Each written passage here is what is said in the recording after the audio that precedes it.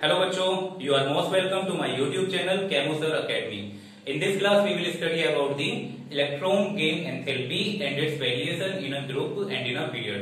तो बच्चों electron gain enthalpy को समझने के लिए आपको दो काम करने हैं. First one, completely watch my video, and second one, if you like my video then please subscribe my channel for further notification. तो बच्चों आइए स्टार्ट करते हैं. इलेक्ट्रॉन गेन एंथैल्पी होती क्या है? तो देखिए बच्चों, हमारे पास एक कोई गैसियस एटम है. हमारे पास है एक आइसोलेटेड गैसियस एटम. ये हमारे पास एक गैसियस एटम है जिसकी स्टेट क्या है, गैस की फॉर्म में है. ये गैसियस एटम जब कोई आउटर इलेक्ट्रॉन को गेन करेगा, ये आउटर इलेक्ट्रॉन जब इस आउटर इलेक्ट्रॉन को ये एटम गेन करेगा तो इस केस में दो कंडीशन होती है.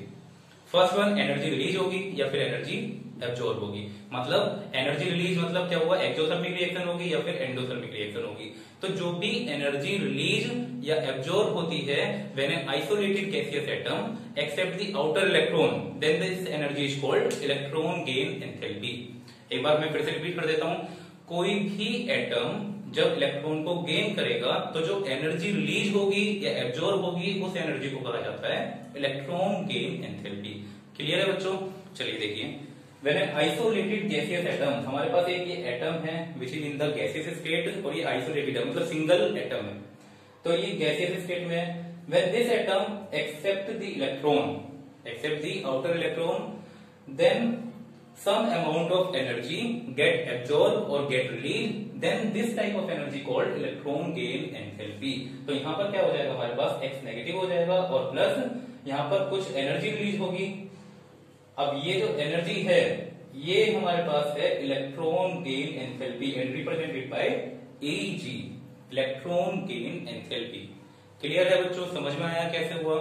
देखिए मैंने डिफाइन किया हुआ है यहाँ पर, द एनर्जी रिलीज और absorb when an isolated gaseous atom accept an outer electron to form gaseous anion. ठीक है, accept an outer electron, outer लिख लेना यहाँ पर, outer electron to form the gaseous anion. यहाँ पर हमेशा क्या होगा, यहाँ पर एनायन फॉर्म होगा और ये जो एनायन होगा it is also in the gaseous form. Clear है बच्चों?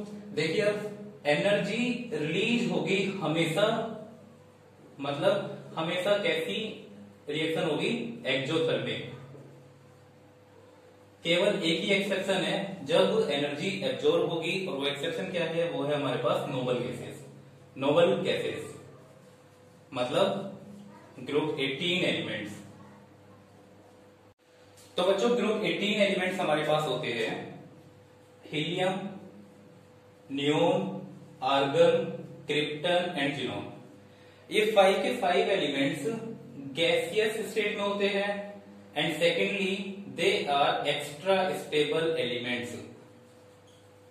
बच्चों इन सभी एलिमेंट्स के पास जो नोबल गैसेस होती है, noble gas they are extra stable because they have fulfilled orbital और दे हैव फुलफिल्ड सेल्स. तो फुलफिल्ड सेल्स की वजह से, फुलफिल्ड ऑर्बिटल की वजह से इनकी स्टेबिलिटी ज्यादा हो जाती है, जिसकी वजह से ये इलेक्ट्रॉन को आसानी से गेन नहीं कर पाते. तो अगर मुझे किसी नोबल गैस में इलेक्ट्रॉन को गेन कराना है, so we have to provide the energy and this type of reaction called endothermic reaction. तो देखिए बच्चों, अगर मैं नोबल गैस लेता हूं, नोबल गैस को मैंने n से रिप्रेजेंट कर दिया है, n which is in the gaseous state. If we have to add the electron to the noble gas, then we have to provide the energy. तो जब मैं एनर्जी से प्रोवाइड करूंगा, then this noble gas will form the anion, मतलब n negative form होगा and it is also in the gaseous state. आई बात बच्चों समझ में? तो देखिए यहाँ पर एनर्जी रिलीज हो रही है या फिर एनर्जी एब्जॉर्ब हो रही है.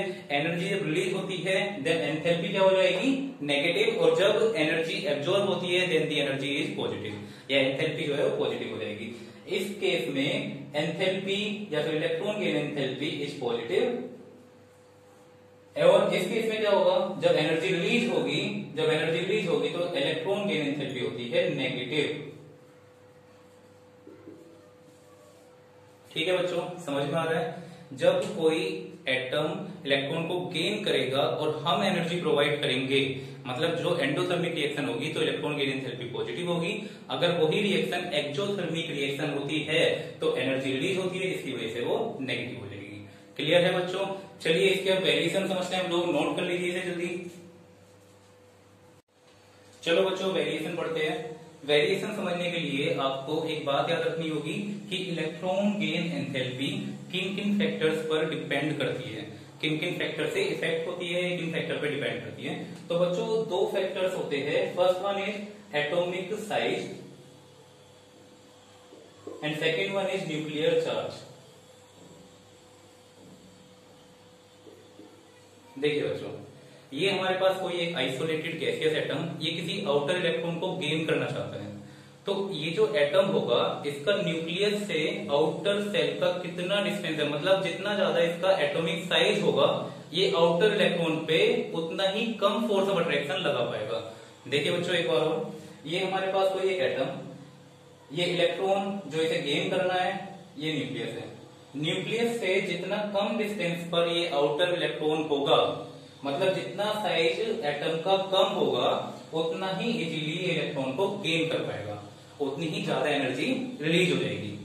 देखिए एटॉमिक साइज जैसे जैसे डिक्रीज होगा, एटॉमिक साइज जैसे जैसे डिक्रीज होगा, कम होगा, वैसे ही आउटर इलेक्ट्रॉन पर न्यूक्लियस का फोर्स ऑफ अट्रैक्शन ज्यादा हो जाएगा and it easily gain an electron, so the electron gain enthalpy is more negative. देखिए इन अ पीरियड में क्या होगा बच्चों, एटॉमिक साइज डिक्रीज होता है, एटॉमिक साइज डिक्रीज होगा। जैसे जैसे एटॉमिक साइज डिक्रीज हो रहा है वैसे ही क्या होगा, यहां पर force of attraction between the nucleus and outer electron, ये न्यूक्लियस और आउटर इलेक्ट्रॉन में फोर्स ऑफ अट्रैक्शन इंक्रीज हो जाएगा जब एटॉमिक साइज डिक्रीज होगा।